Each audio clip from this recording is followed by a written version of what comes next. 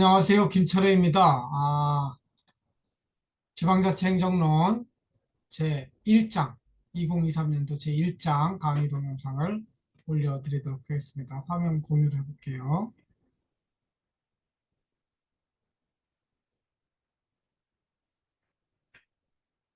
첫 번째 강의는 인간은 사회적 문제를 어떻게 해결하는가에 대한 논의가 되겠습니다. 먼저 우리가 당면한 사회적 문제는 무엇인가 살펴보고 그 문제를 해결하기 위해서 어떻게 하고 있는지 방법론적으로 제가 맨 처음 시간에 우리는 시장과 정부와 시민사회를 가지고 있다고 그랬습니다. 그래서 시장으로 해결하는 방법은 어떤지, 또 정부를 통해서 해결하는 방법은 어떤지, 그리고 제가 강조하는 시민사회 또는 자발적 공동체를 통해서 해결하는 방법은 어떠한 장점과 한계를 지녔는지 살펴보는 것이 제 1장의 주제가 되겠습니다. 전체 화면으로 해볼게요.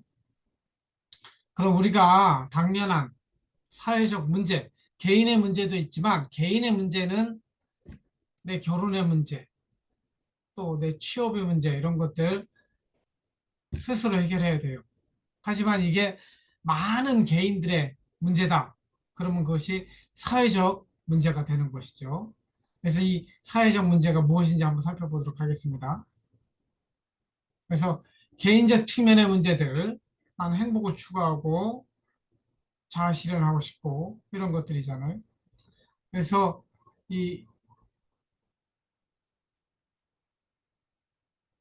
개인적 측면에서 내가 겪고 있는 문제 중에 이것이 없어가지고 좀 행복하지 못한 것, 이 문제는 소극적 측면의 문제라고 볼 수 있습니다. 저는 이것을 서바이벌의 문제라고 하는데 생존의 문제죠. 나에게 필요한 식의주, 의식주보다는 식의주가 맞는 표현이죠. Food and clothing and house입니다. 식의주, 먹고 입고 자는 문제, 가장 본질적인 문제죠. 여러분들은 이 문제를 대부분 부모님들이 해결해 주니까 개인적인 문제로서 나타나고 있지 않지만 고아인 경우에는 여러분 나이에 고아로 사는 사람들도 있습니다. 식의주의 문제가 가장 절실하죠. 먹는 것, 냉장고에 음식이 충분히 있을 때 나는 염려하지 않고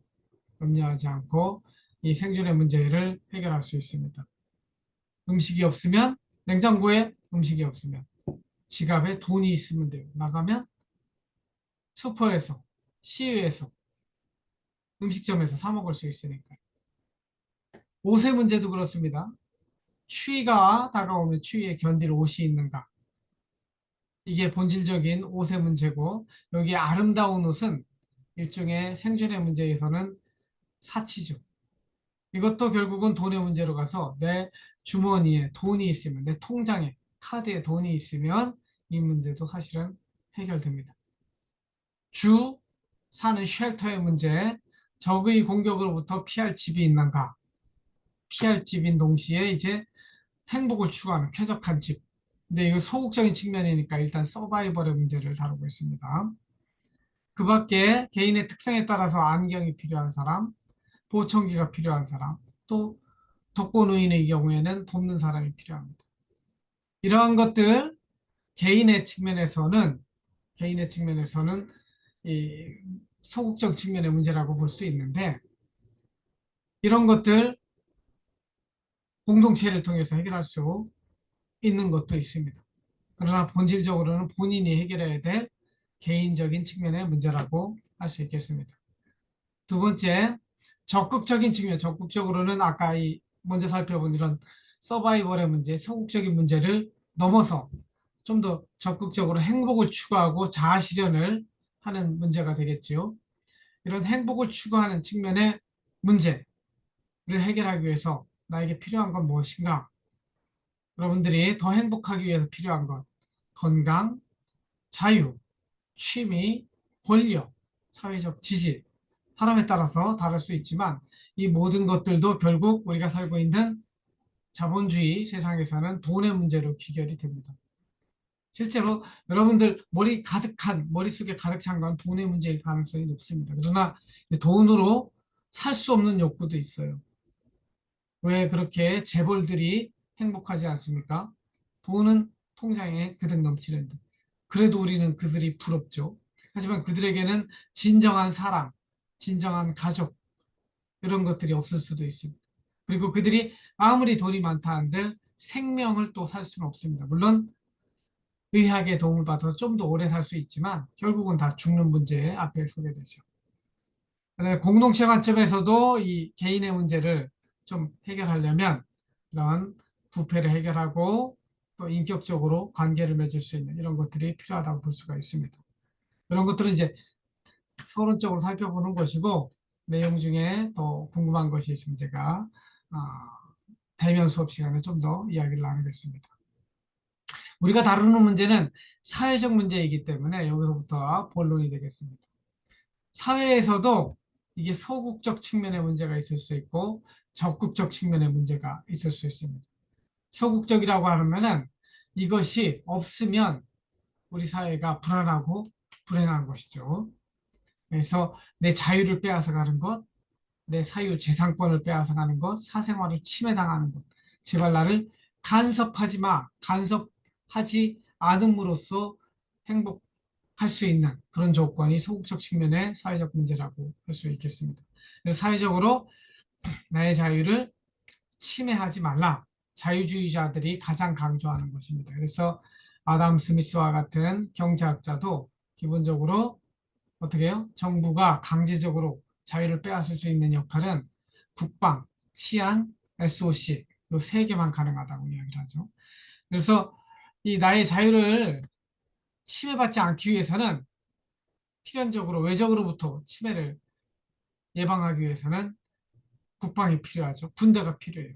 그렇기 때문에 정부가 개입해서 군대를 만들어야 되는 거죠. 거기 돈이 필요하니까 세금을 걷어야 되는 것이죠. 두 번째로는 사유재산권 침해당하기 싫어요. 그럼 어떻게 해야 돼요? 경찰이 있어서 보호를 해줘야 되죠.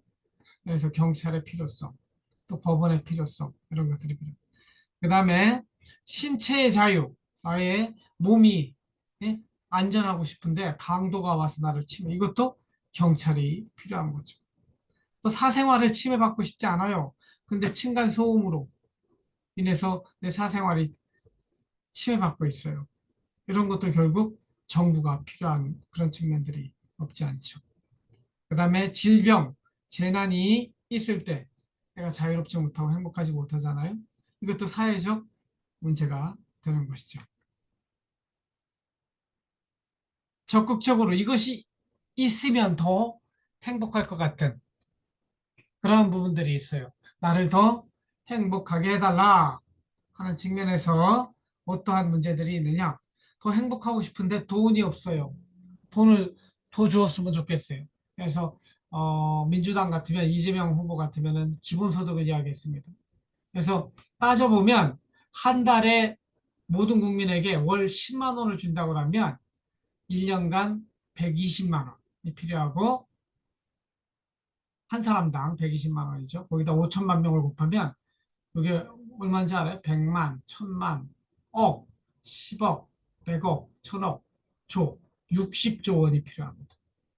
60조 원을 어디서 만들어내야 월 10만 원씩 주는 거예요. 한 30만 원 정도 줘야지 좀 의미가 있지 않겠어요? 용돈 30만 원 넘는데. 이렇게 주려면 180조 원이 필요해요. 한 50만 원 준다고 그러면은 300조 원이 필요합니다. 제가 공공경제론 시간에 재정 이야기했지만 우리나라 전체 정부가 쓰는 예산이 600조 원이에요. 650조 원 되는데 그중에 반 정도를 기본소득에 써야 되는 거예요. 불가능한 것이죠. 세상에는 공짜가 없습니다. 받는 입장에서는 공짜가 좋지만 어디서 그 돈을 만들어내야 되는 것이죠. 청년 실업 없어지고 청년 일자리가 많아졌으면 좋겠죠. 이게 사회적 문제입니다. 우리 안에는 실업자와 취업자 사이에 괴리감이 큽니다. 그리고 취업을 했다 하더라도 정규직이냐 비정규직이냐에 따라서 사회적 지위가 달라집니다. 사회적 안전의 문제, 대북관계, 범죄, 재난의 문제들이 있습니다. 그리고 부정부패의 문제, 이것이 없어지면 우리 더 행복하겠죠. 그런데 우리나라는 너무 권력이 집중돼 있어요. 이 권력 집중의 문제를 분권으로 풀어야 되는데 우리는 대통령 또 대전시장에게 권력이 너무 집중돼 있어서 모든 것이 다 거기 해바라기처럼 어? 꼭대기인 대통령과 시장을 바라보는 정치가 되고 있죠. 그다음에 우리나라는 사회적 자본이라고 하는 소셜 캐피탈이 잘 형성이 되어 있지 않기 때문에 결국 이 부정부패도 많이 나타나는 거죠. 이 공동체 의식이라고 할 수 있는데 사회적인 신뢰가 형성되어야 되는데 우리는 너무 통합이 이루어지지 않고 갈등과 서로 쌈박질하는 게 일상화되어 있어요. 정치인들부터 교회도 그렇고 어느 곳에 가든지 경쟁과 경쟁을 넘어선 갈등이 만연한 사회에서는 행복하지 못하다는 것이죠. 이러한 것들이 우리가 당면한 사회적 문제라고 할 수 있습니다. 그럼 이 문제를 어떻게 해결하는가? 대부분의 문제는 우리가 자본주의, 시장경제 속에서 살고 있기 때문에 돈으로 해결하게 되어 있습니다. 돈으로 해결할 수 있는 문제들, 돈을 만들면 돼요. 돈을 만들면. 그러니까 그 돈이 쉽게 만들어지냐 하는 것이죠. 세상에는 공짜가 없습니다. 세상에 없는 세 가지 이야기했죠. 세상에는 정답이 없어요. 정답이 없어요. 그리고 비밀도 없어요. 세상에는 세 번째로 공짜가 없어요. 이 돈이라고 하는 거는 반드시 대가를 치러야 되는 것이에요. 사회 전체적으로도 아까 기본소득 이야기했지만 기본소득 들려면 누구에겐가 거둬야 되는 것이죠. 그렇기 때문에 가장 좋은 거는 각자가 일해서 자기가 벌어서 돈을 만드는 것이 가장 바람직한 사회예요. 개인적으로는 공짜가 있을 수 있습니다. 여러분들 부모님한테 용돈을 받죠? 어? 식의주의 문제를 부모님 주시는 용돈으로 해결하잖아요. 그러나 그 돈은 부모님이 일해서 번 돈이라는 거. 절대 공짜가 아니에요. 길거리에 주운 돈, 누군가 잃어버린 돈이에요. 청년 수당 준다고 해서 받는 입장에서 공짜지만 사회 전체적으로는 공짜가 아닌 거예요. 그래서 저는 노동 가치를 중요시하는 사람인데 이 공짜가 없는 세상에서는 노동을 통해서 그 가치를 만들어내야 되는 것이죠. 그러나 이 자본주의는 밑에 있는 것처럼 이 돈을 벌 수 있는 수단이 토지, 노동, 자본, 기술, 경영이 있어서 노동이 아니더라도 특히 돈 가진 사람이 돈을 더 벌게 돼 있는 그래서 빈부격차가 심해지는 그런 문제. 이 비노동 가치가 비노동 가치가 더 중요한 시대가 됐어요. 돈 있는 사람들이 세습을 해서 계속해서 부자로 사는 이 자본주의 속에서는 정말 돈의 노예가 되는 경우가 많죠.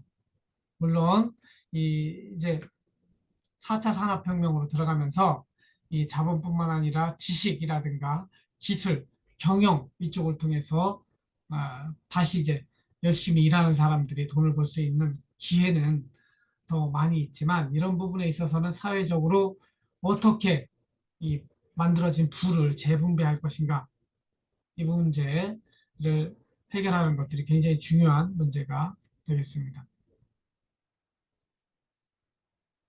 그 다음에 돈으로 해결할 수 없는 문제, 돈으로 해결할 수 있는 문제는 열심히 돈을 벌면 돼요. 그러나 돈으로 해결할 수 없는 문제도 있습니다. 특히 혼자서 사는 자급자족 상황 속에서는 돈은 아무 의미가 없어요. 자급자족 상황에 있으면 자기한테 실제 실물, 쌀이면 쌀, 김치면 김치가 중요하지 돈이 필요 없는 것이죠. 이 자급자족 종교에서는 그렇다. 여러분들이 기회가 되면 이 톰 행크스가 주연한 Cast Away라는 영화 한번 보십시오.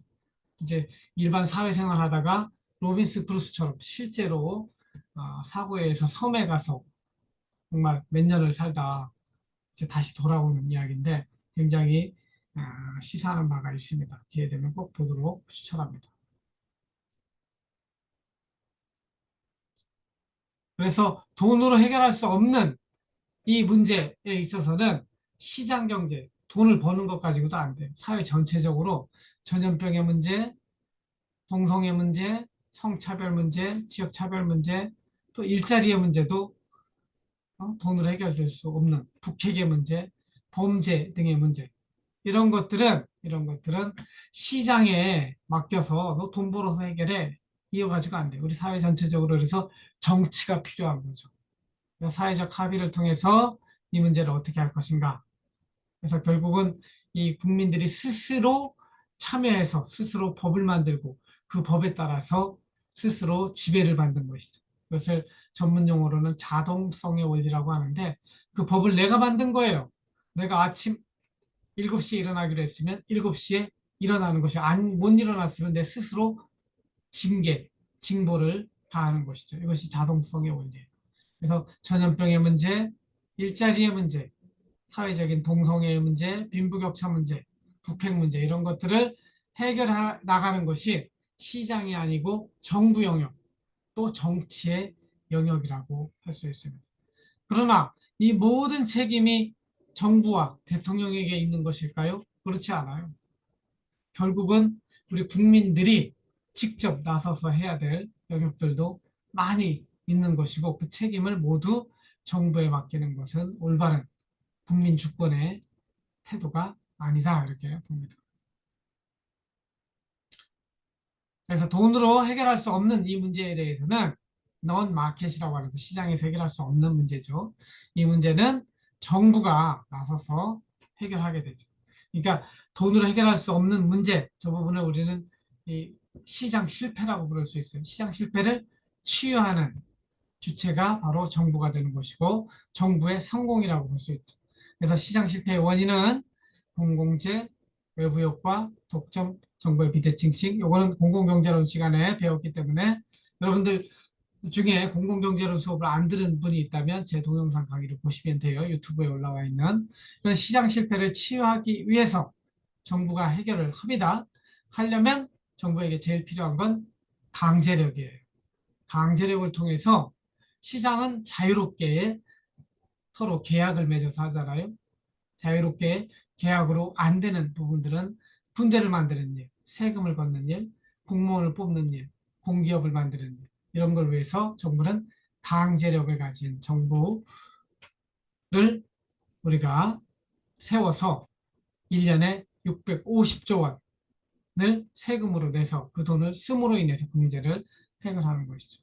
그래서 결국은 정부라고 하는 것은 이 시장 실패를 치유해야 한다는 측면에서는 필요한 거죠.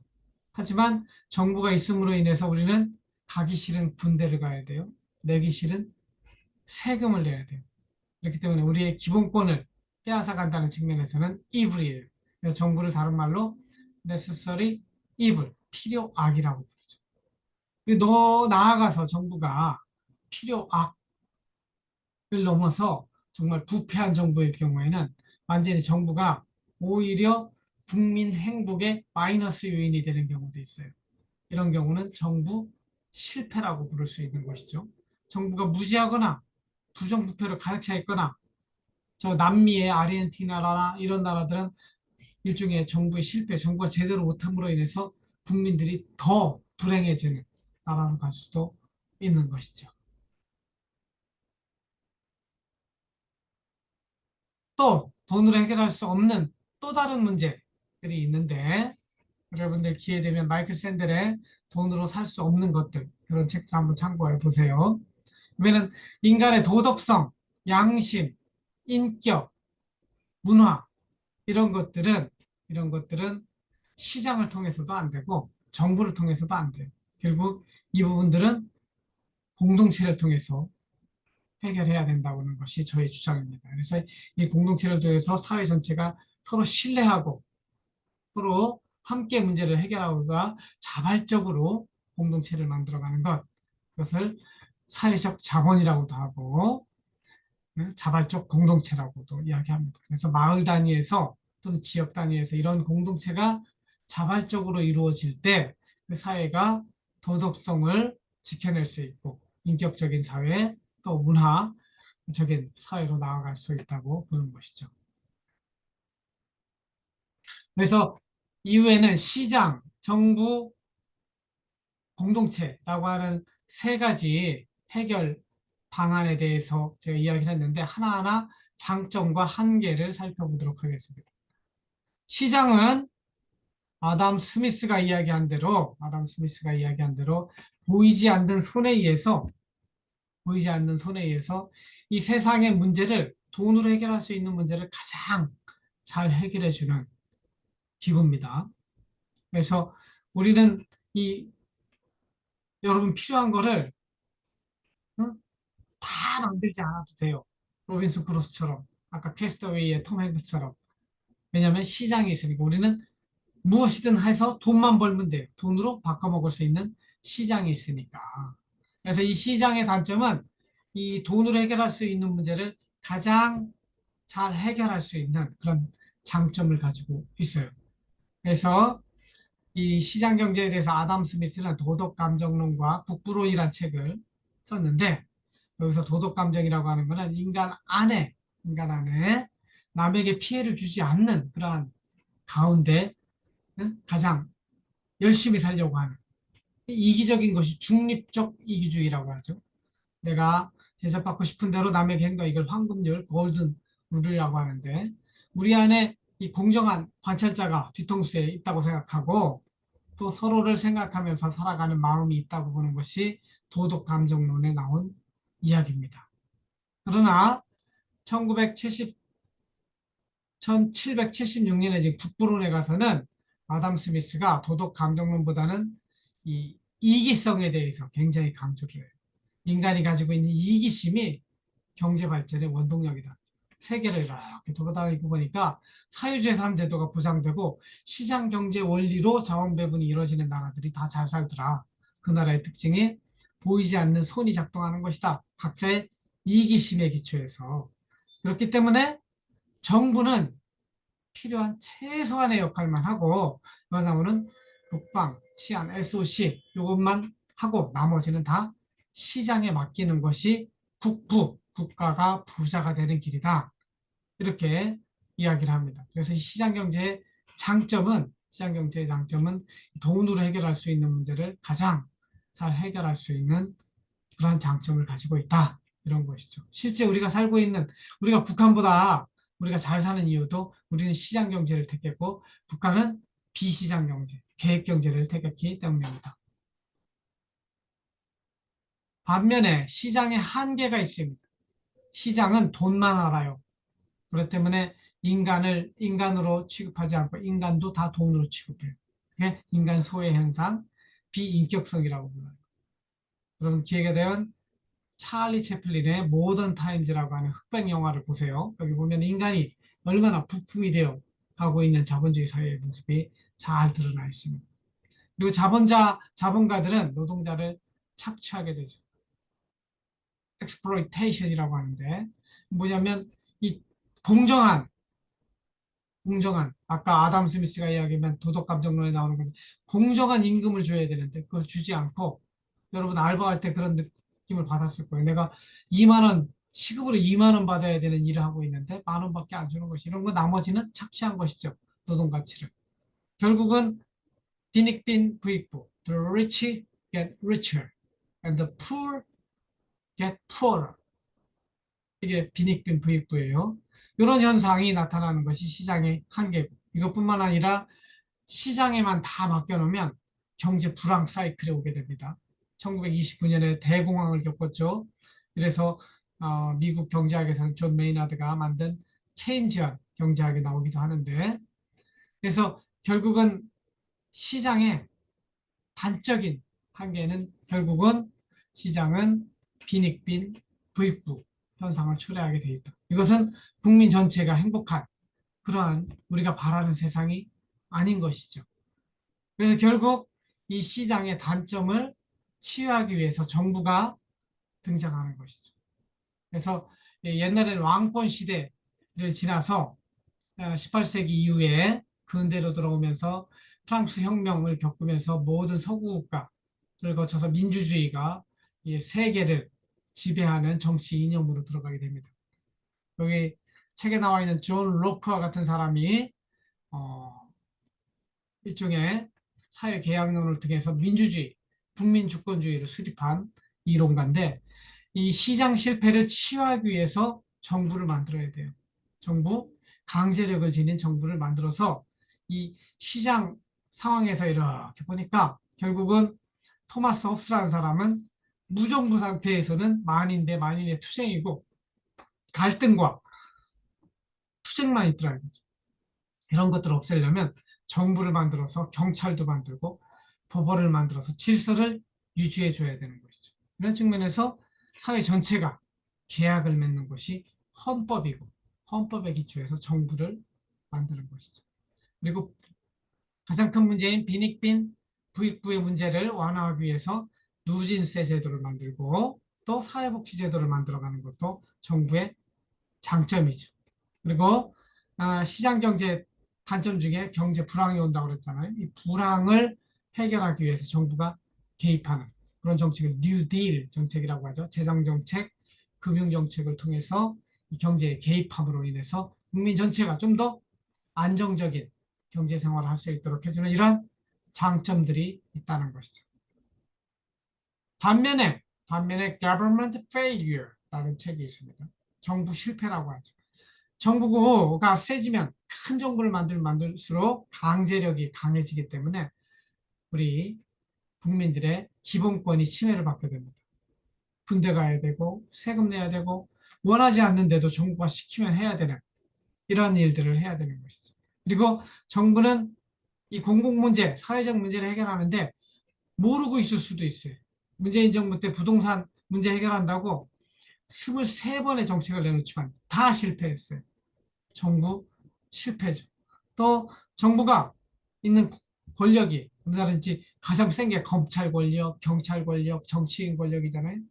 그 권력을 지렛대로 활용해서 사적인 이익을 추구하는 이것을 rent seeking activity라고 해요. 여러분 이런 것들을 네이버나 구글에 쳐서 한번 알아보시고 여러분 노트를 해놓도록 하세요. 그런 행동을 하는 공무원의 행동, 정치인의 행동, 도덕적 해이라고 하죠.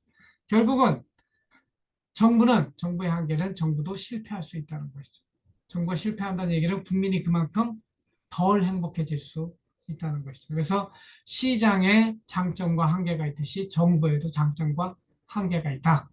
그리고 세 번째 대안으로서 공동체가 있는데 공동체도 장점과 한계가 있습니다. 장점은 이 사회 문제를 자발적 공동체를 만들어서 해결하기 때문에 이 사회 문제를 내가 직접 주체가 돼서 내가 직접주의라고 하죠. 내가 직접 주체가 돼서 그 문제를 해결하기 때문에 이 사회 공동체가 형성되고 인간 소외의 문제도 해결될 수 있고 강제성의 문제도 해결될 수 있어요. 그래서 이 자발적 참여로 만들어지는 결사체가 잘 만들어져 있으면 사실은 최근에 등장하고 있는 극악무도한 범죄들 있잖아요. 칼부림, 알지도 못하는 사람 칼로 죽이고, 너클로 죽이고, 성추행하고 이런 문제들이 고독한 늑대들이라고 그러는데 그 사람들이 속할 공동체가 없어서 그래요. 그들을 돌볼 수 있는 공동체가 마을마다 신경 쓰고 그러면 함께 사는 사회가 돼 있으면 좋은데 우리는 극단적인 자본주의 사회 속에서 살고 있기 때문에 돈 없고 돈 없는 사람들은 결국 그렇게 소외되는 권력 없고 그래서 그 사람들을 함께 묶어줄 수 있는 공동체가 우리는 완전히 와해된 사회죠. 그래서 이 공동체가 되면은 이 자본주의처럼 이윤 극대화 모든 걸 돈으로 보는 것이 아니고 인간 중심의 조직. 그래서 일자리가 없는 사람한테는 일자리를 만들어주는 게 목표가 되고요. 아까 이야기한 사회적 가치, 도덕성을 실현하는 건 도덕성, 사랑을 실천하는 이런 것들을 할 수 있는 장점을 가지고 있죠. 그래서 이러한 자발적 공동체로서 경제적인 문제를 해결하기 위해서는 협동조합이 가장 바람직한 모형이 됩니다.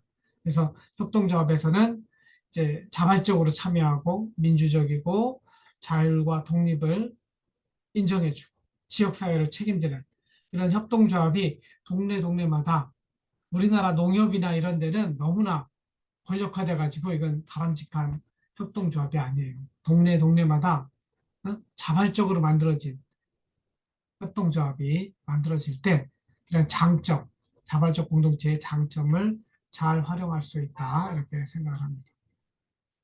그래서 시장과 정부가 해결하지 못하는 문제 해결할 수 있고요. 인간 소외의 문제, 부익부, 빈익빈의 문제, 그리고 권력자의 도덕적 해이, 지대추구 행위의 문제, 그리고 주인의식이 없는 문제를 또 해결할 수 있고 다양한 장점들을 가지고 있습니다. 그러나 이러한 자발적 공동체가 잘 만들어지고 있지 않은 그러한 현실은 왜 그러냐? 우리가 그동안 이 자발적 공동체를 경험하지 못했어요. 우리 또 안에 이제 주체의식 또는 시민의식이 아직 우리나라에는 형성되어 있지 않고 이런 것들이 이 밑바닥부터 이렇게 좀 올라와야 되는데 우리는 그 전에 벌써 자본주의에 벌써 노예가 되어 살고 있기 때문에 이러한 좋은 제도를 활용하지 못하고 있는 것이죠. 그렇다고 이 자발적 공동체가 항상 장점만 있는 것이냐?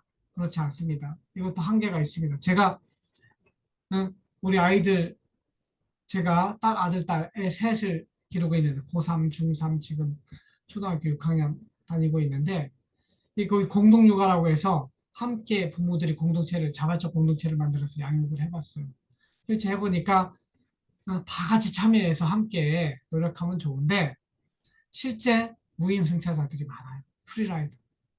그 좋은 제도를 이익만 취하고 희생을 하려고 하지 않는 거죠. 그래서 구성원 중에 착한 사람만 고생하는 경우가 있어요.